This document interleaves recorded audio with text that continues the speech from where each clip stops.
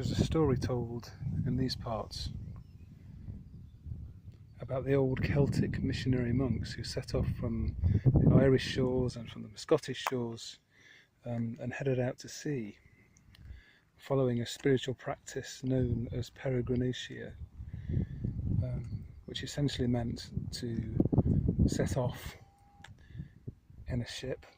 In that case, it would have been a hide-skinned, very rudimentary ship known as a Berlin, and heading off out to sea to trust to wind and tide to take them to wherever the place it was that God wanted them to be. A highly uncertain practice, I would guess, but then what am I to say?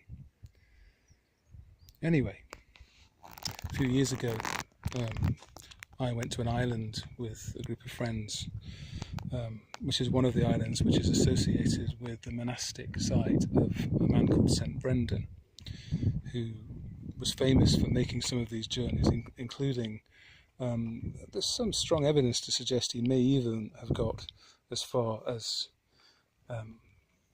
America, this back in the 7th century. The 7th century BCE, I should say.